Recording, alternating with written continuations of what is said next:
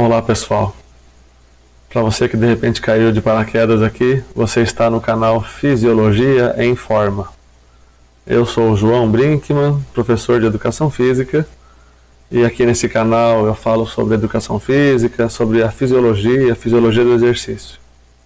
O vídeo de hoje é sobre as características gerais das enzimas. Então, para abordar esse assunto, eu vou aqui modificar o posicionamento da câmera para que vocês possam visualizar o que eu vou rascunhar aqui no papel e assim facilitar para mim explanar algumas ideias e para vocês entenderem aí o assunto, tá bom? Antes de começar essa explanação, apenas quero lembrá-los da importância de se inscreverem no canal, de ativarem as notificações, se possível deixem aí o seu joinha, repassem o vídeo aos amigos, tá bom? Que tudo isso ajuda no crescimento do canal. A ideia é a de chegar nos 1000 inscritos. Então vamos lá, falar sobre as enzimas.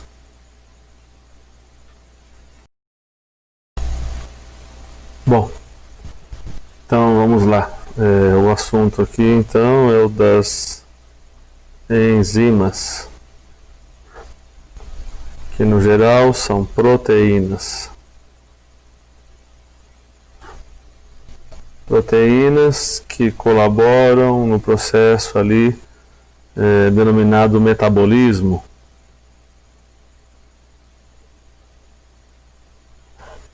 Então, o que é o metabolismo? O metabolismo é um conjunto de reações químicas que ocorre dentro das células automaticamente em todo o nosso organismo. Então, é um conjunto de reações químicas no nosso organismo. Um metabolismo bastante conhecido é o metabolismo glicolítico, que é aquele que usa a glicose como substrato energético.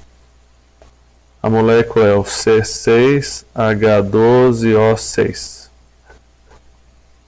Então, no metabolismo glicolítico, que eu peguei aqui como exemplo, por ser bastante conhecido e simples, há a degradação incompleta da glicose até se tornar o que é conhecido como ácido lático.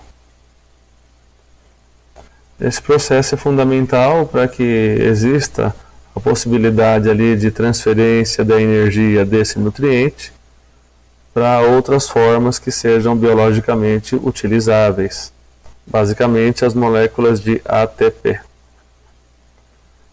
Então, nesse processo de formação do ácido lático, a partir da degradação incompleta ali da glicose, você tem, antes dessa formação do ácido lático, na verdade, a formação de diversos subprodutos.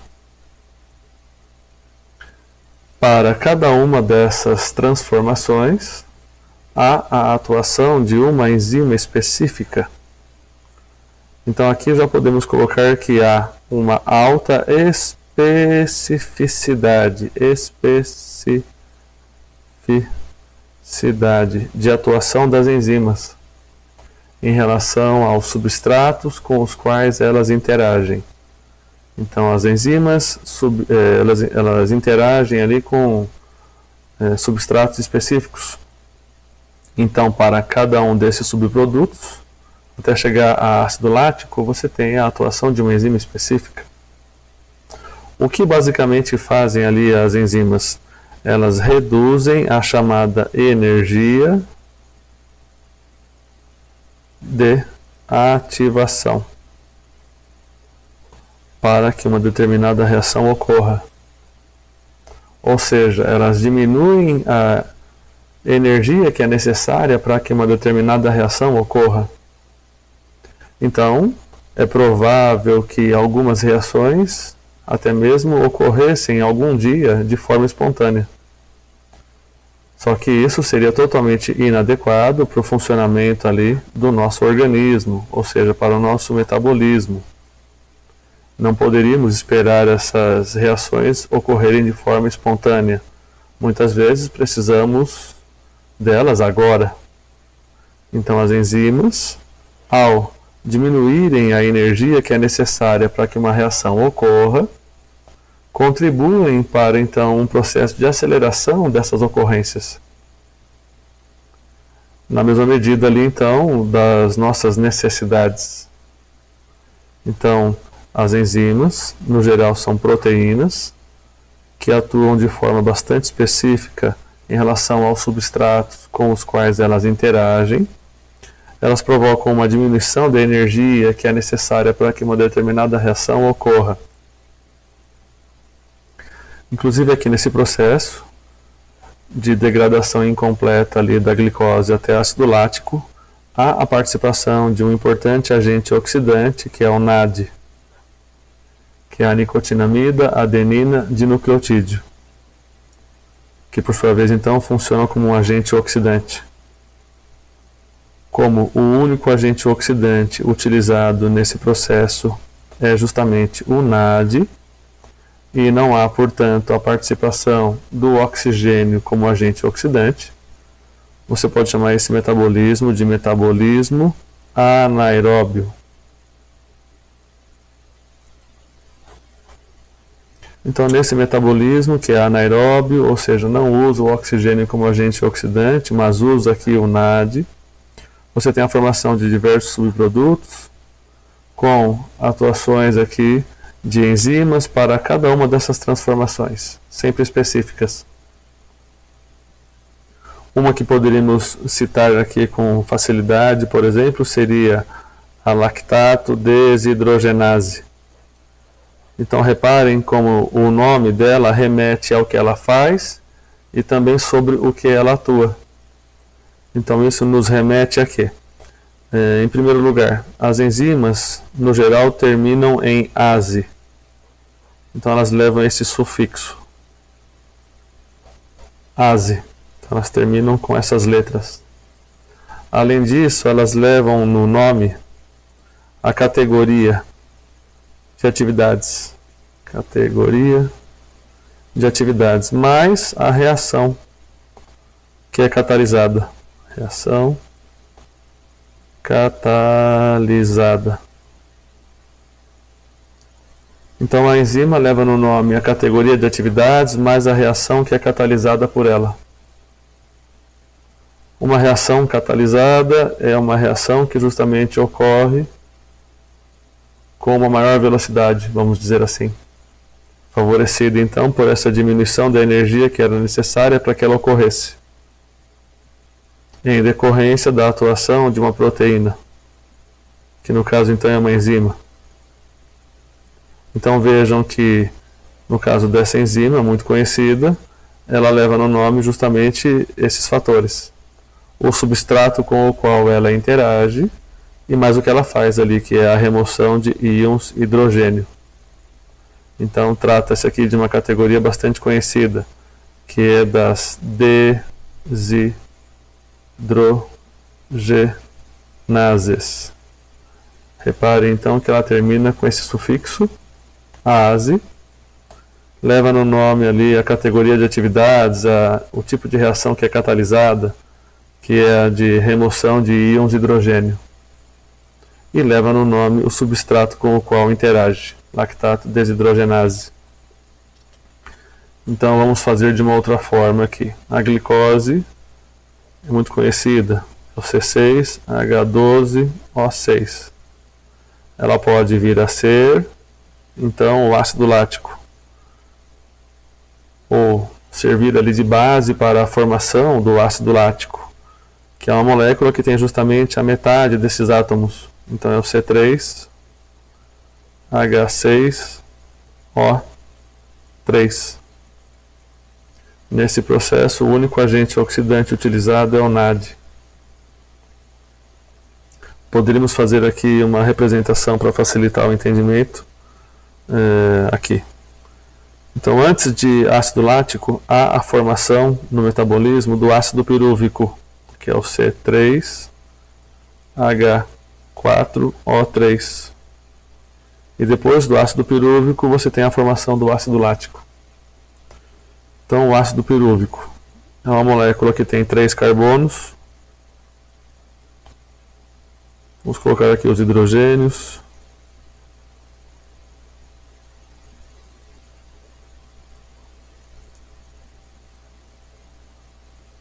Então 1, 2, 3, 4 hidrogênios, 1, 2, 3 oxigênios e 3 carbonos. O ácido pirúvico, pelo meu esquema aqui, pode vir a se tornar ácido lático, que é uma molécula que tem 3 carbonos. Vamos colocar aqui os hidrogênios.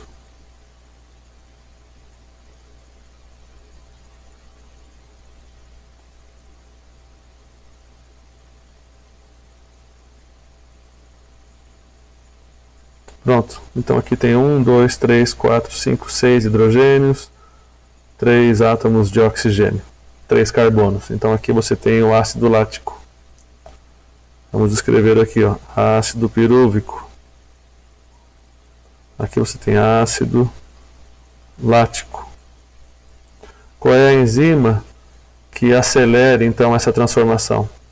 É justamente a lactato desidrogenase, que é o exemplo que eu estou dando por ser aqui mais fácil. Nesse processo, inclusive, há a participação desse carreador aqui de hidrogênios, que eu já citei, que é o NAD.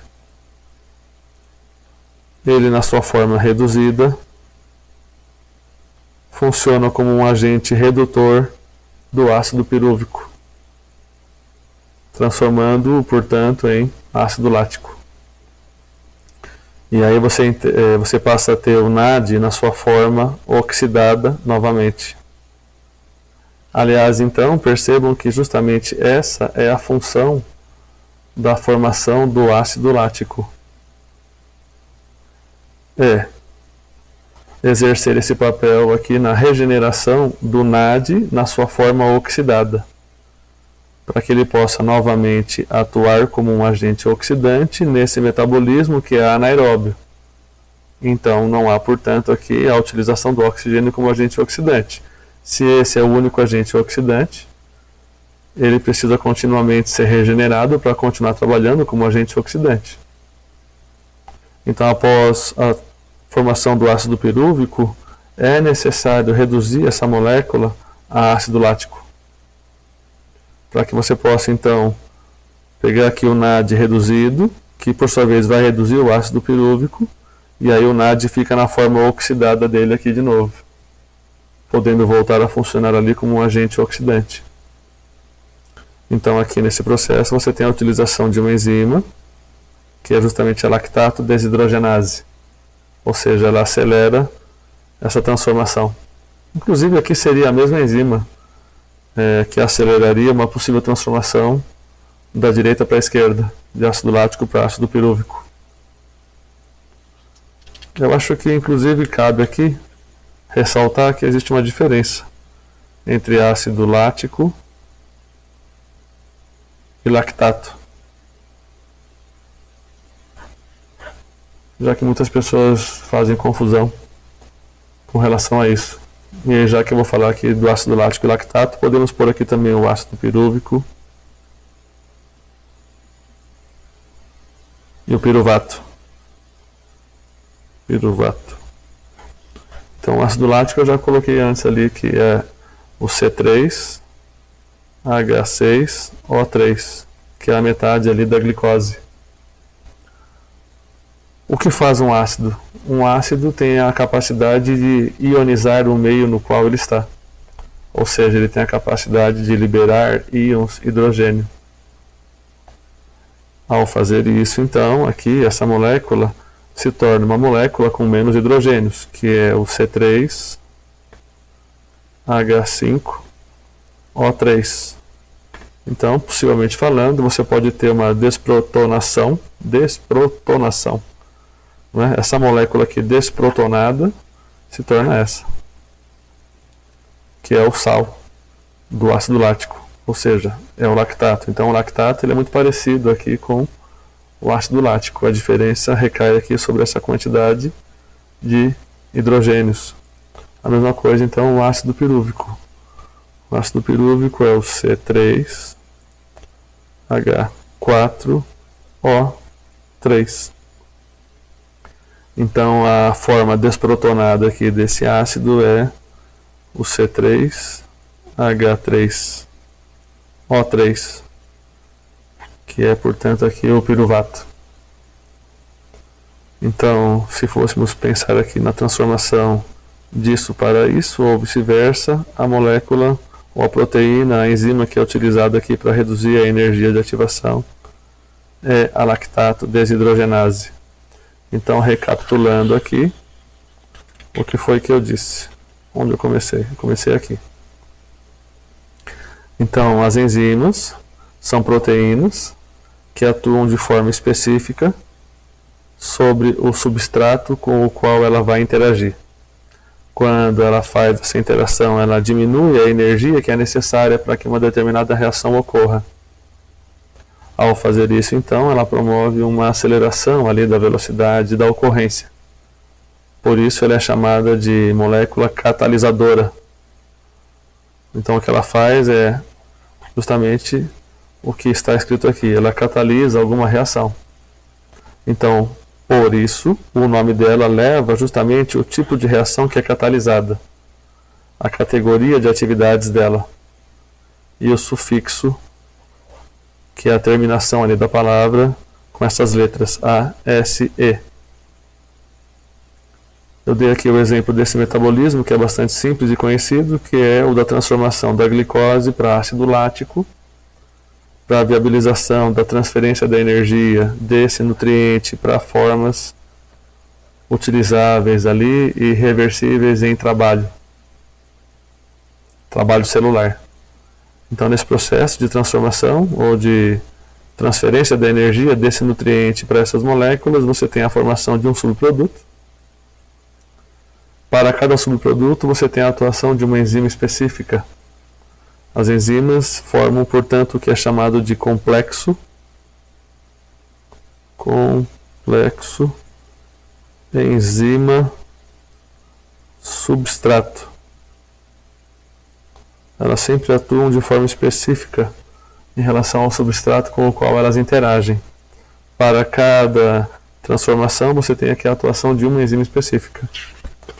Eu citei aqui uma que é bastante conhecida, para ficar fácil de entender, que é a lactato desidrogenase. Então reparem que ela leva no nome a categoria de atividades dela. Uma outra categoria bastante conhecida é a das cinases. O que fazem essas proteínas chamadas de cinases? Elas adicionam fosfatos aos reagentes. Fosfatos são moléculas que contêm um átomo de fósforo e alguns de oxigênio. Oxigênio no singular. Então, existem os grupos de proteínas que exercem ali uma determinada atividade, e aí dá para individualizar então a proteína ali colocando o nome do substrato com o qual ela interage. Daí eu citei aqui a lactato desidrogenase, que atua acelerando essa transformação do ácido pirúvico para ácido lático, ou vice-versa. Beleza? Então era isso.